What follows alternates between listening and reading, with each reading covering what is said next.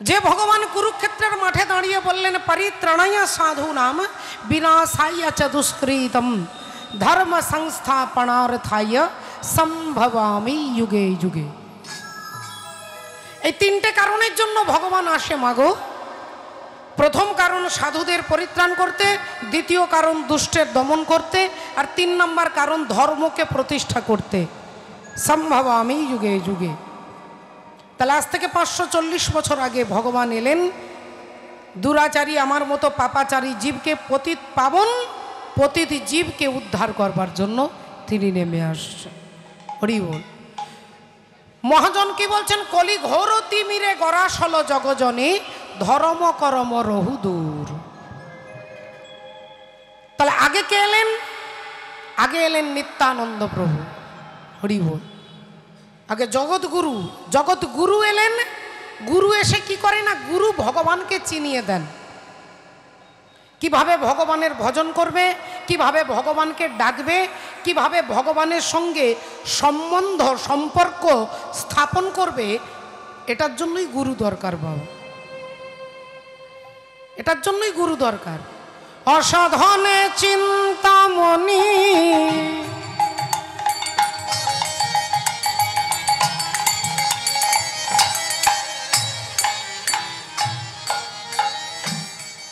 বিধিমি নাওয়া না জানি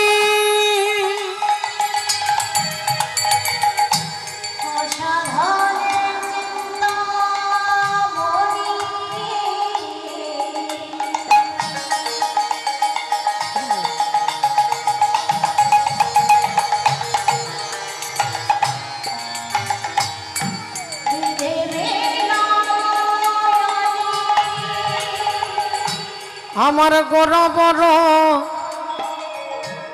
দয়ার সগ, আমার গোরা বড় দয়ার সগ।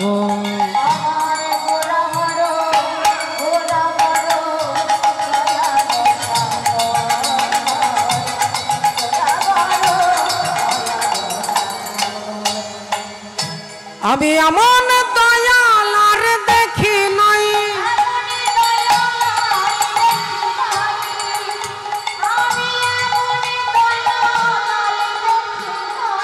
যে জন যেচে সেধে হরি নামে বিলাই।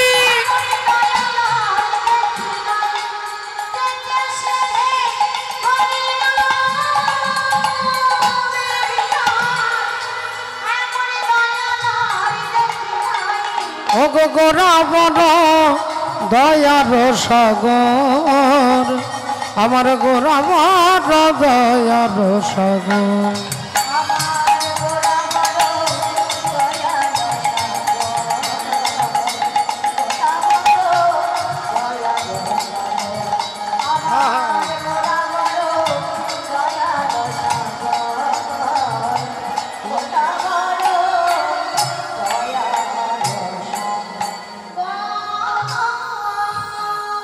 এবার দেখুন ভক্তিমতী মায়েরা, শাস্ত্র বলছে ভগবানকে পেতে গেলে পাওয়া যায় নাকি শুধু ভক্তির বলে। ভক্তি যার ভগবান তার সর্বশাস্ত্রে কয়, আর ভক্তি না থাকিলে কৃষ্ণে ভজিলেই কি হয়। এখানে যারা যারা আমরা বসে আছি আমরা সবাই ভগবানকে চাই, কিন্তু সমস্যা হলো আমরা ভগবানকে পাই না কেন? ভগবান কি অনেক দূরে? বললেন না। চোখের কাছে চিন্তামণি চিনতে পারলে হয়। তিনি আমাদের চোখের কাছে আছে, সামনে আছে, পেছনে আছে, ডাইনে আছেন, তিনি বামে আছেন, সর্বত্র আছেন। আমি তাকে দেখছি, বলে হ্যাঁ তুমি তাকে দেখছো। তাহলে আমি তাকে চিনতে পারছি না কেন?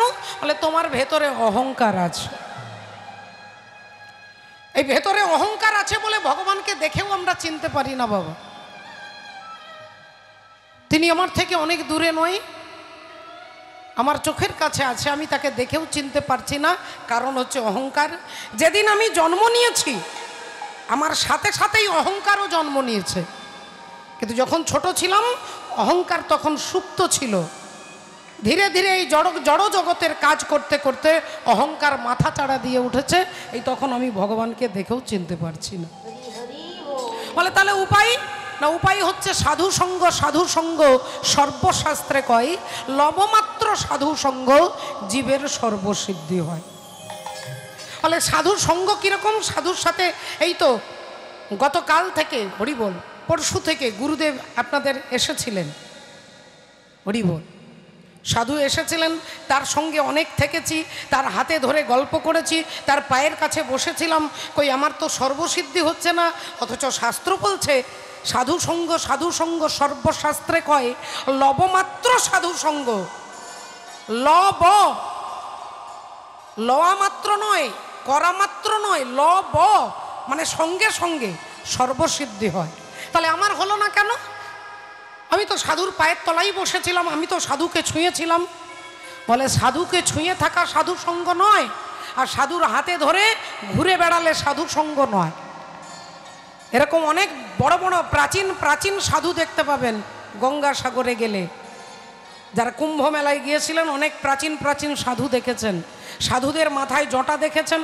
তাহলে সাধুর মাথায় জটা আছে, জটা বড় বড় জটাতে হতে পারে, অপরাধ নেবেন না মা, জটার মধ্যে উকুন থাকতে পারে। মাথার মধ্যে জটা আছে, জটার মধ্যে উকুন থাকতে পারে। তাহলে উকুনটা তো 24 ঘন্টাই সাধুকে ছুঁয়ে আছে, তাহলে উকুনের সর্বসিদ্ধি হচ্ছে না কেন? বলে ছুঁয়ে থাকাটা সাধু সঙ্গ নয়। সাধু যা বলে তা যদি করতে পারো, গুরু যা বলে তা যদি করতে পারো, তবে তাকে সাধু সঙ্গ কয়। দুর্যোধনের মেয়ের সঙ্গে ভগবান কৃষ্ণের ছেলের বিয়ে হয়েছিল। দুর্যোধনের মেয়ে আর ভগবানের ছেলে, এই দুজনের যদি বিবাহ হয় তাহলে কৃষ্ণ আর দুর্যোধনের সম্পর্ক কি? বলে বেয়াই মশাই। তাহলে অনন্ত কোটি ব্রহ্মাণ্ডের মালিকের সঙ্গে যে দুর্যোধনের সম্পর্ক স্থাপন হলো, সেই দুর্যোধন কি ভগবান কৃষ্ণকে দেখেননি? বলে অনেকবার দেখেছে। বলে ভগবানকে ছোঁয়নি? বলে অনেকবার ছুঁয়েছে। তাহলে দুর্যোধন ভগবানকে চিনতে পারলেন না কেন? বলে দুর্যোধনের ভেতরে অহংকার আছে, দুর্যোধন কখনো সাধু সঙ্গ করেননি। সাধু সঙ্গ না করলে ভগবানকে দেখলেও চিনতে পারবেন না। প্রমাণ বলছে মহাভারতে কুরুক্ষেত্রের যুদ্ধ শেষ হয়ে গেছে, অর্জুন এসে ভগবান কৃষ্ণকে বলছেন, সখা কৃষ্ণ, আমার মনের মধ্যে একটা অনেক দিনের বাসনা চাপা পড়ে আছে, তুমি কি সেই বাসনা আজকে পূর্ণ করতে পারবে? তুমি পূর্ণ ব্রহ্ম সনাতন, পারবে আমার বাসনা পূর্ণ করতে? ভগবান মিষ্টি হেসে বললেন, বলো তোমার কি ইচ্ছে, বলো আমাকে, বলো তোমার কি ইচ্ছে, আজকে তোমার বাসনাটাই বলে ফেলো। অর্জুন বললেন, আমার অনেক দিনের ইচ্ছে আমি না একটু গঙ্গা স্নান করব। আচ্ছা তুমি গঙ্গা স্নান করবে, এক কাজ করো, তুমি আগে আমাকে বলো তুমি গঙ্গা স্নানটা করবে কেন? তুমি কি কিছু পাপ টাপ করেছো? অর্জুন বললেন, পাপ করেছি মানে? আরে কুরুক্ষেত্রের যুদ্ধে লক্ষ লক্ষ নারী আমার জন্য বিধবা হয়েছে, হাজার হাজার ছেলে আমার জন্য তার বাবাকে হারিয়েছে, লক্ষ লক্ষ পিতা আমার জন্য তার ছেলেকে হারিয়েছে। তাই আমি যে পাপ করেছি, অপরাধ করেছি, ওই অপরাধ থেকে মুক্ত হতে গেলে আমাকে গঙ্গা স্নান করতে হবে। ভগবান বললেন, তাহলে আচ্ছা আচ্ছা আচ্ছা আচ্ছা তাহলে এক কাজ করো, তুমি দেরি করো না, তুমি রথে ওঠো, আমি তোমাকে নিয়ে যাচ্ছি। অর্জুন তাড়াতাড়ি রথে উঠে বসেছেন, আর পরমাত্মা শ্রী গোবিন্দ রথ চালিয়ে নিয়ে যাচ্ছেন। মাগো তনকে তম্বুরে মে দো, তনকে तंबूरे में दो सांसों की तार बोले, जय सिया राम राम, जय राधे श्याम श्याम।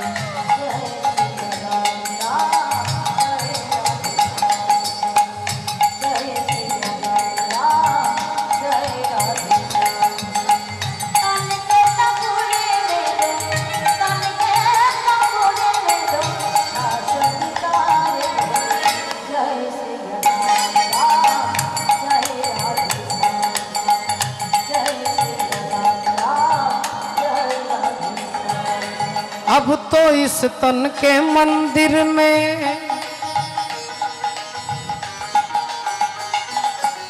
अब तो इस तन के मंदिर में प्रभु का हुआ बसेरा, प्रभु का हुआ बसेरा।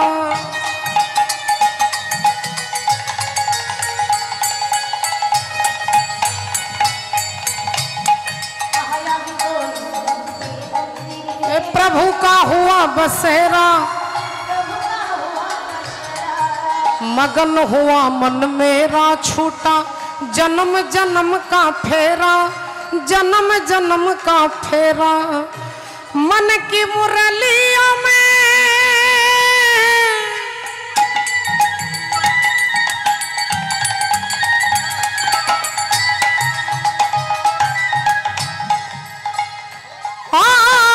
मन की मुरलियों में, मन की मुरलियों में आंसुओं की धार बोले जय सिया राम।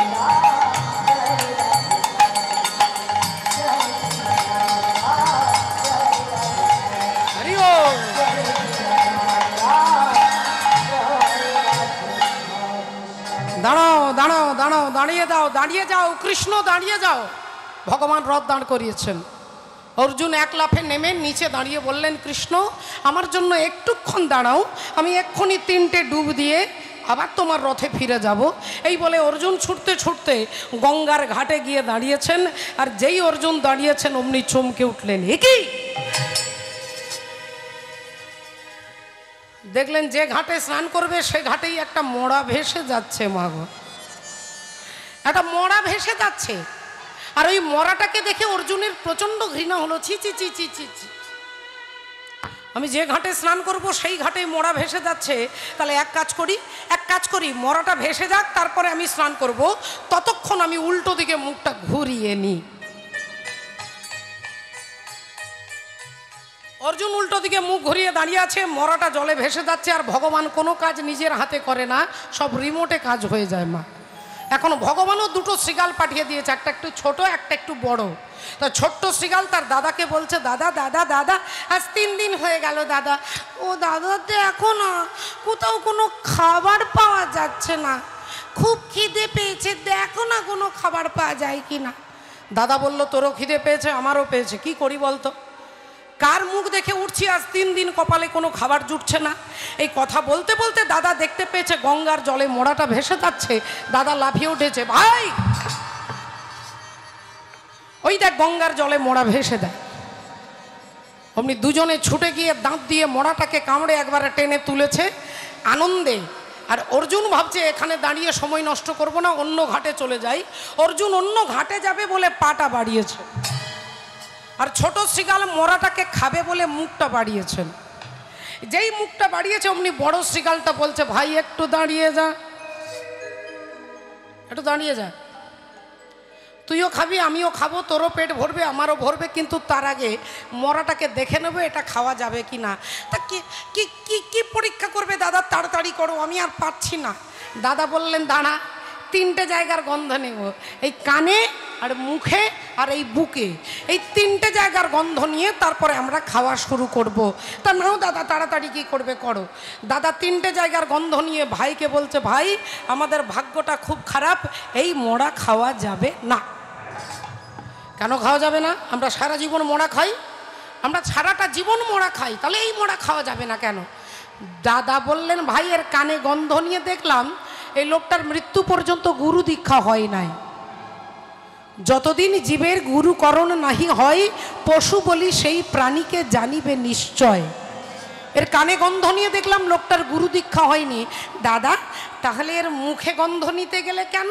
না মুখের মধ্যে গন্ধ নিয়ে দেখলাম যে লোকটা 24 ঘন্টার মধ্যে, সারা দিনের মধ্যে একবারও নিতাই গৌর প্রেমানন্দে হরি বল, 24 ঘন্টার মধ্যে একবারও হরি বল বলে কি না। কিন্তু এর মুখে গন্ধ নিয়ে দেখলাম লোকটা সারা দিনে একবারও ভগবানের নাম বলে না, কিন্তু মরবার আগে, হার্ট ফেল করবার আগে সে যে বাজারে তিরঙ্গা খেয়েছে সে গন্ধ এখনো বেরোচ্ছে। বললো, দাদা তাহলে বুকে গন্ধ নিয়েছ কেন? না বুকের মধ্যে গন্ধ নিয়ে দেখলাম যে কোনোদিন কোনো সাধুকে জড়িয়ে ধরে আলিঙ্গন করেছে কিনা। এর মধ্যে কোনো কোয়ালিটি নেই ভাই, তাই একে তুইও খাবি না আমিও খাবো না, চল পালিয়ে চল। মরাটাকে ফেলে দিয়ে দুটো শৃগাল চলে যাচ্ছে। অর্জুন ভাবছে আমিও চলে যাই। এমন সময় বড় শৃগালটা মরাটাকে একটা লাথি মেরেছে। আর যেই লাথি মেরেছে অমনি ভাই বলে উঠলো, দাঁড়াও দাদা, আগে তুমি আমাকে বলো তুমি ওকে লাথি মারলে কেন? ওকে কেন লাথি মারলাম তোকে এখনো বলতে হবে? ও মহাপাপী, ও ঘোর পাপী, ও ভয়ঙ্কর পাপী, তাই ওকে লাথি মেরেছি। না দাদা, ও দাদা, ও পাপী বলে তুমি লাথি মারতে পারোনি, ও মরে গেছে বলে তুমি লাথি মারতে পেরেছো। আচ্ছা তুমি আমায় বলো দাদা, ও যদি বেঁচে থাকতো তুমি লাথি মারতে পারতে? বলে হ্যাঁ পারতাম, হ্যাঁ পারতাম। ভাই বলছে তাহলে তোমাকে এক্ষুনি একটা জ্যান্ত পাপী দেখাচ্ছি যে এর থেকে আরো ভয়ঙ্কর পাপী। একটা জ্যান্ত পাপী দেখাবো, এর থেকেও বড় পাপী, ভয়ঙ্কর পাপী। দাদা বলে দেখা কোথায় সেই জ্যান্ত পাপী, দেখা দেখা। ভাই অমনি মুখটা তুলে দেখাচ্ছে, ওই যে ভদ্রলোক উল্টো দিকে মুখ ঘুরিয়ে দাঁড়িয়ে আছেন না, ওই ভদ্রলোক হচ্ছে এর থেকে আরো ভয়ঙ্কর পাপী। আর যেই বলেছে দাদা চিৎকার করে উঠেছে, চুপ! সর্বনাশ! থরথর করে কাঁপছে, থরথর করে কাঁপছে আর বলছে, ভাই পালা, শীঘ্রই পালা এখান থেকে, পালা শীঘ্রই এখান থেকে, তুইও মরবি আর আমিও মরবো। কাকে তুই জ্যান্ত পাপী বলেছিস?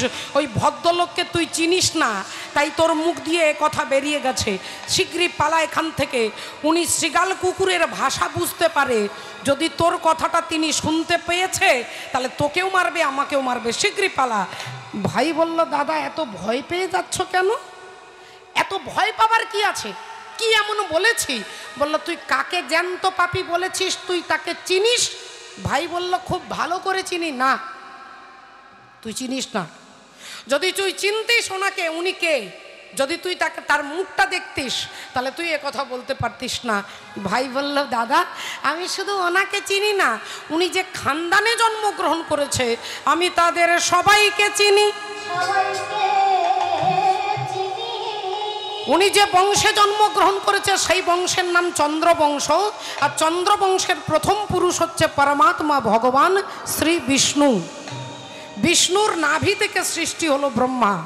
ব্রহ্মার পুত্র অত্রি, অত্রির পুত্র সোম, সোমের পুত্র বুধ, বুধের পুত্র পুরুরুবা, পুরুরুবার পুত্র আয়ুষ, আয়ুষের পুত্র নহুষ, নহুষের পুত্র যজাতি, যজাতির পুত্র যদু, যদুর পুত্র পুরু, পুরুর পুত্র জন্মেঞ্জয়, জন্মেঞ্জয় পুত্র প্রচিষ্যান, প্রচিষ্যানের পুত্র মনুষ্য, মনুষ্যের পুত্র চারুপদ, চারুপদের পুত্র শুদ্ধু, শুদ্ধুর পুত্র বহুগব, বহুগবের পুত্র সংজাতি, সংজাতির পুত্র অসংজাতি, অসংজাতির পুত্র রুদ্রাস্য, রুদ্রাস্যের পুত্র ঋতেষু, ঋতেষুর পুত্র রস্তিনব, রস্তিনবের পুত্র রেভি, রেভির পুত্র দুষ্মন্ত, দুষ্মন্তের পুত্র ভরত, ভরতের পুত্র ইক্ষু, ইক্ষুর পুত্র সংবরণ, সংবরণের পুত্র সুধনু, সুধনুর পুত্র সুহত্র, সুহত্রের পুত্র চবন, চবনের পুত্র কৃতি, কৃতির পুত্র উপরিচর বসু, উপরিচর বসুর পুত্র জরাসন্ধ,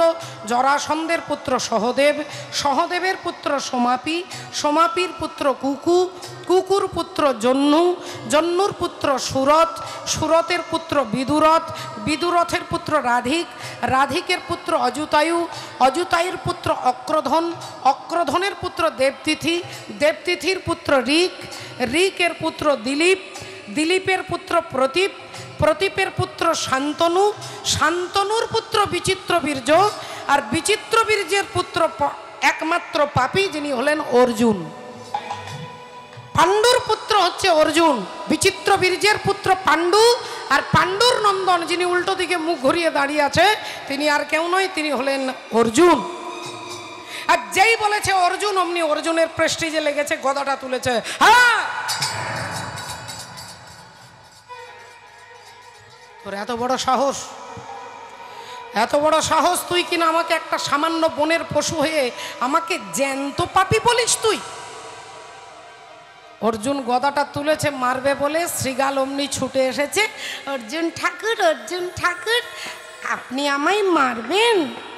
তা মারুন না, কিন্তু আমাকে মারতে গেলে আমার 3টে প্রশ্নের জবাব আপনাকে দিতে হবে।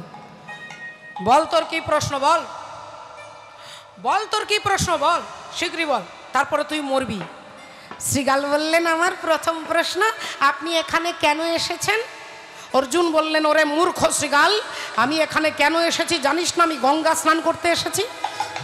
শ্রীগাল বললেন, আচ্ছা আচ্ছা, গঙ্গায় স্নান করলে কি হয় গো? গঙ্গায় স্নান করলে দেহটা পবিত্র হয়, এটাও জানিস না তুই মূর্খ? ও আচ্ছা আচ্ছা আচ্ছা, আমার 3 নম্বর প্রশ্ন, আর আপনাকে বিরক্ত করব না।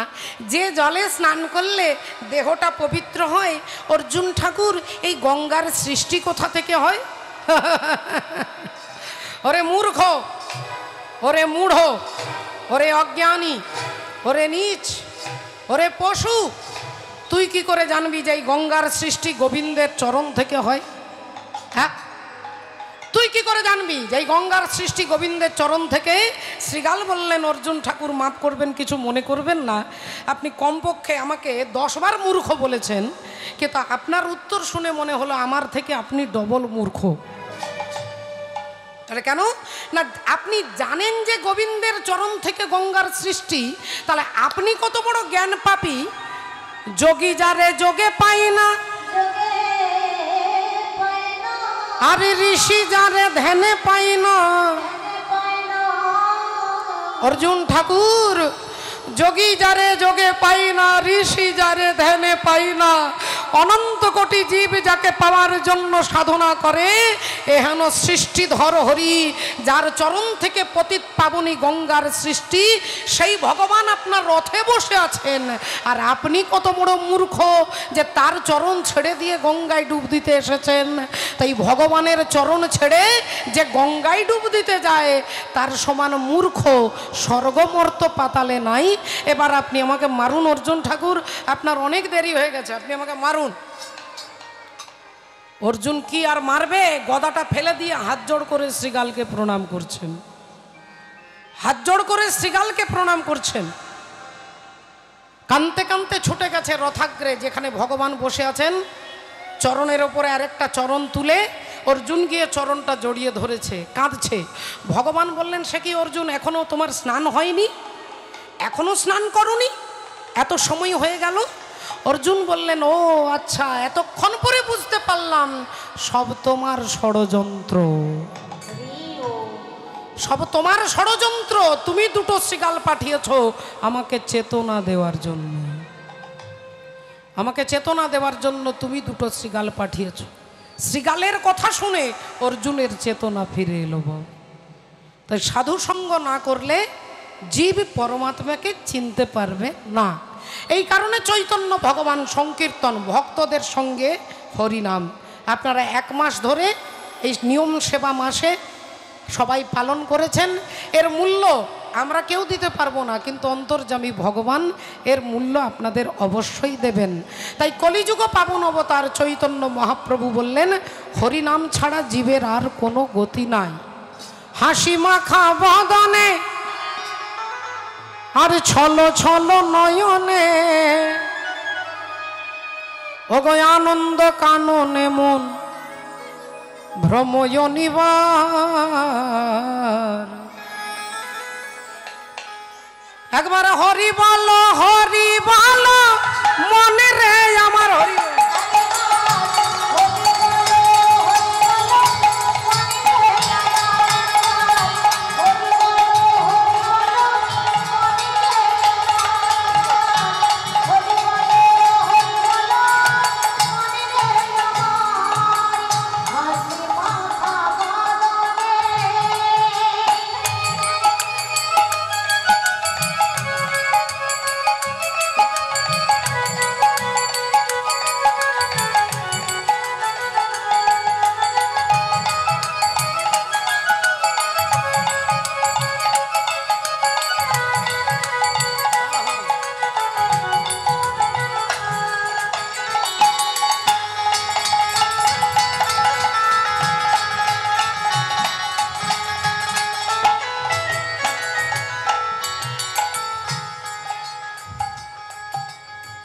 ওরে গতি নাই, গতি নাই,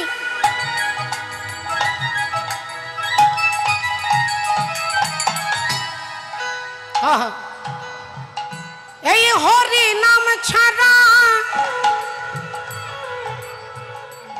কণ্ঠ ভরিয়া গাও হয়ে আত্মহারা।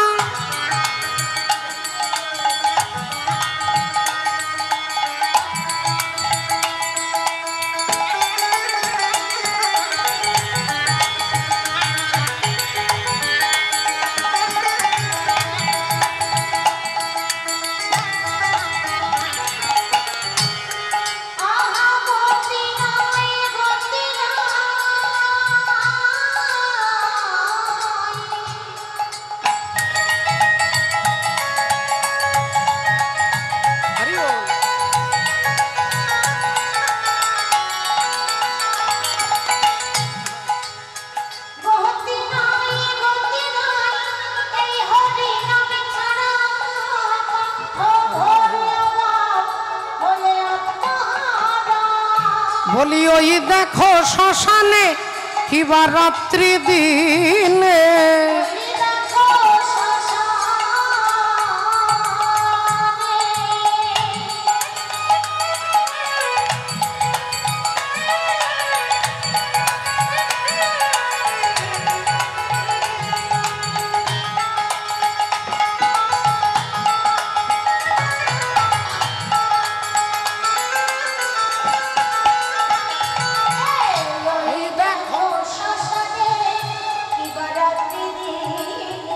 পুড়িতেছে মানুষের কত অহংকার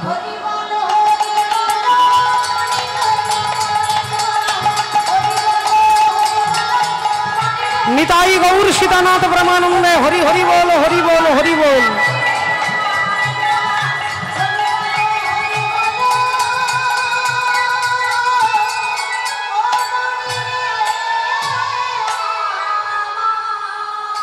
হরিবলা ঠাকুর হরিবল বলাতে তিনি কৃপা করে নেমে এলেন। তাই অসাধনে চিন্তামণি বিধি মিলা অলো আনি আমার গোরা বড় দয়ার সাগর গোরা গুণ কহনে না যায় না যায় গো না যায় গো না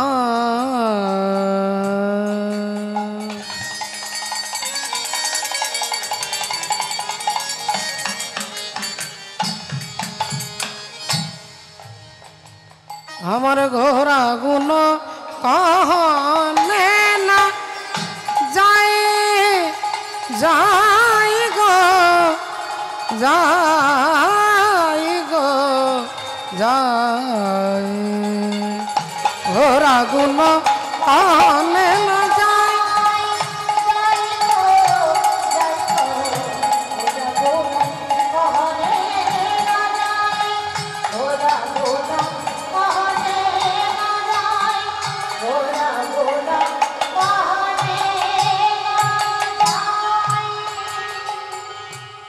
গোরা গোরা আমার গোরা গুণ কহনে না যায় গো ও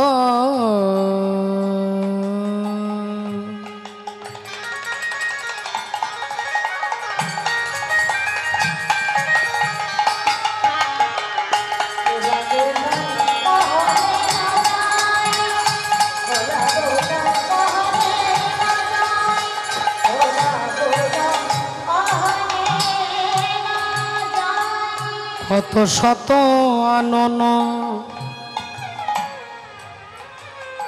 আবার কত চতুরানন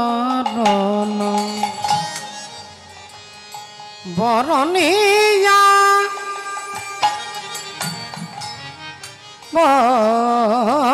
বরণিয়া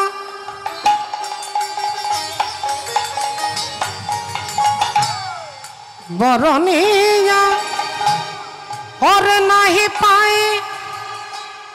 पाए गो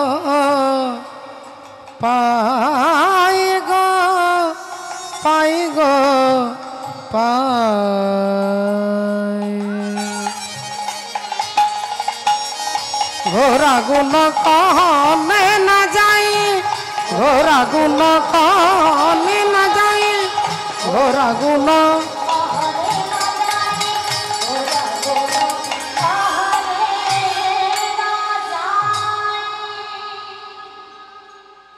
কোনো ভাগ্যে কোনো জীবের শ্রদ্ধা যদি হয় তবে তো সেই জীব সাধু সঙ্গ করয়। সাধু সঙ্গ হইতে হয় শ্রবণ কীর্তন, আর কীর্তন হইতে হয় জীবের অনর্থ নিবর্তন। বলে হরি কথা শুনলে, ভাগবতীয় কথা শুনলে জীবের অনর্থ নিবৃত্তি হবে। অনর্থ কাকে বলে না, যেটা আমার নয় সেটা আমার মনে হয়। যেটা আমার কোনোদিন নয় সেটা আমার মনে হয়। আমার মনে হয় আমার ঘর, আমার বাড়ি, আমার টাকা, আমার ছেলে, আমার নাতি, আমার জামাই, এই যে আমার মনে হচ্ছে, এটাই হচ্ছে অনর্থ। আর এই অনর্থ নিবৃত্তি হয় জীব যেদিন সাধু মুখে হরি কথা সাধন করে। তাই বেদ বিদ্যা দুহু কিছু নাহি জানত, বেদ বিদ্যা দুহু কিছু নাহি জানত, বেদ বিদ্যা দুহু কিছু নাহি জানত। সে যদি গৌরাঙ্গ করে সার, ও গো সে যদি গৌরাঙ্গ করে সারি, সে যদি গৌরাঙ্গ করে সারি। নয়নানন্দেতে ভানে সেই তো সকলই জানে, নয়নানন্দেতে ভানে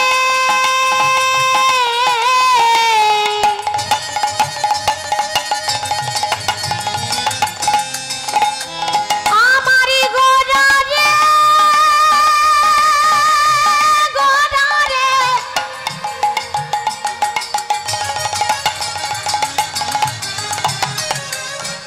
আমার আমার গোরা।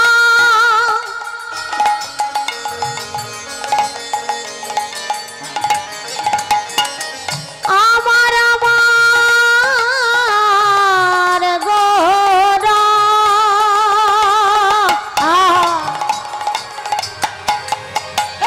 এই নয়নানন্দেতে ভানে সেই তো সকলই জানে, নয়নানন্দেতে ভানে সেই তো সকলই জানে। সর্বসিদ্ধি কর তলে তার, ও গো সর্বসিদ্ধি কর তলে তার, সর্বসিদ্ধি কর তলে তার। তাই আমার নয়নানন্দে ভনে সেই তো সকলই জানে। নয়নানন্দেতে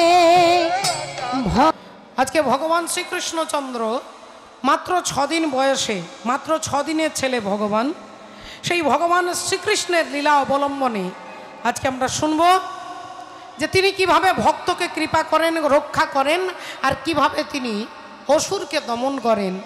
6 দিন বয়সে তিনি পুতনা রাক্ষসীকে বধ করেছিলেন। তার তত্ত্ব ইতিহাস আমরা গুরুচরণ আশ্রয় করে আমরা শুনবো, আমরা জানবো। তাই এই মুহূর্তে আমরা চলে যাব মথুরার, সেই মথুরার রাজা, অত্যাচারী পাপাচারী রাজা, যার নাম হলো দুরাচারী কংস। তা কংস সারা রাজ্যে ঘোষণা করেছে আমার রাজ্যে কেউ ভগবানের নাম বলবে না। এখন অসুরদের এটাই নীতি যে ভগবানের নাম সহ্য হয় না, ভগবানের নাম বললেই রেগে যায়, মাথা গরম হয়ে যায়। এখন কংস সারা রাজ্যে ঘোষণা করেছে আমার রাজ্যে কেউ ভগবানের নাম বলবে না, পুজো করবে না। যদি পুজো করতে হয় তাহলে আমার পুজো করবে, যদি ঘরে ক্যালেন্ডার রাখতে হয় তাহলে আমার ছবি রাখবে। আমি আদেশ করছি আমার রাজ্যে কেউ ভগবান বিষ্ণুর পুজো করবে না। মন্ত্রী বললেন, মহারাজ যদি কেউ নাম করে, যদি কেউ পুজো করে কি হবে? বলে, যিনি পুজো করবে তার জিহ্বা কেটে দেবে, যে ভগবানের নাম বলবে তার জিভ কেটে দেবে, যে পুজো করবে তার হাত কেটে দেবে, যে করতাল বাজিয়ে নাম করবে তার ঘরে আগুন ধরিয়ে দেবে, যে পাড়াতে কীর্তন হবে গোটা পাড়াতে আগুন ধরিয়ে দেবে। এখন রাজার আদেশে সব হরিনাম বন্ধ করে দিয়েছে, সবাই ভগবানের নাম বন্ধ করে দিয়েছে। কিন্তু কংসের যিনি বাবা, তার নাম হচ্ছে উগ্রসেন। উগ্রসেন ভগবানের ভজন ছাড়া থাকতে পারেন না। তাই ছেলে যখন আদেশ করেছে যে ভগবান বিষ্ণুর পুজো করা চলবে না, এই উগ্রসেন প্রতিদিন দরজা জানালা বন্ধ করে লুকিয়ে লুকিয়ে ভগবানের পূজা অর্চনা করেন, লুকিয়ে লুকিয়ে ভগবানের ভজন করেন, তুলসীপত্র চয়ন করেন, চন্দন ঘর্ষণ করেন, তুলসীপত্রে মাখিয়ে ভগবান বিষ্ণুর চরণে দেবে, কেঁদে কেঁদে চোখের জল দিয়ে চন্দন ঘর্ষণ করে মাগো।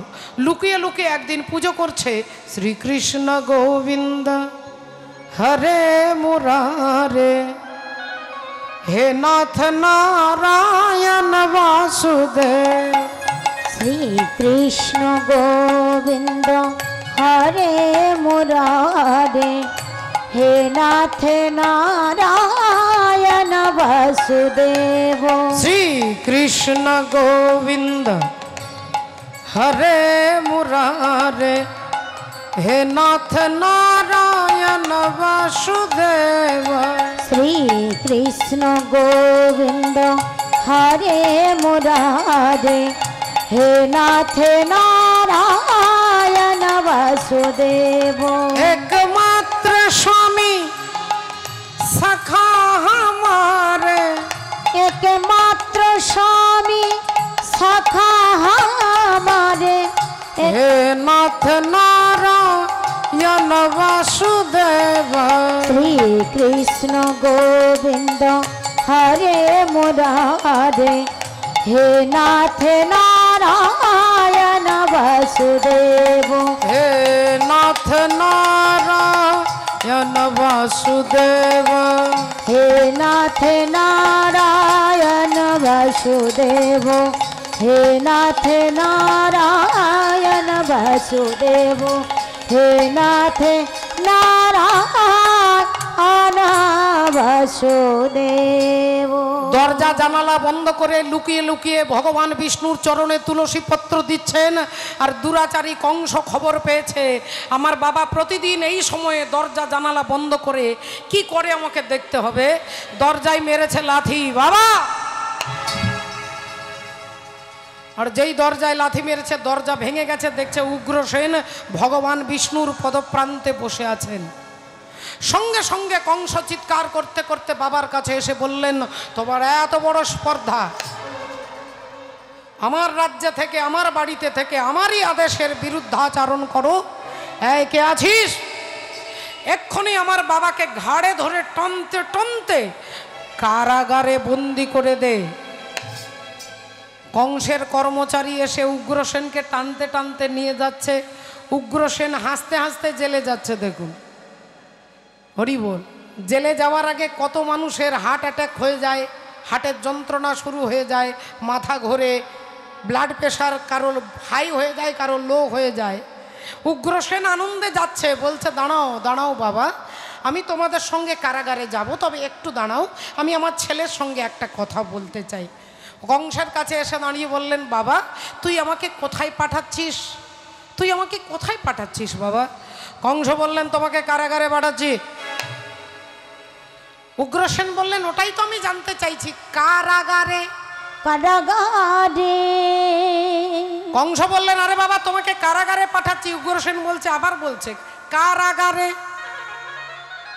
কারাগারে, কারাগারে, কারাগারে, কারাগারে। কার কাছে, কার দায়িত্বে, কার অধীনে তুই আমাকে পাঠাচ্ছিস? কংস বললেন, ধ্যাত্তেরি কিছুই বোঝে না, আরে বাবা তোমাকে জেলে পাঠাচ্ছি।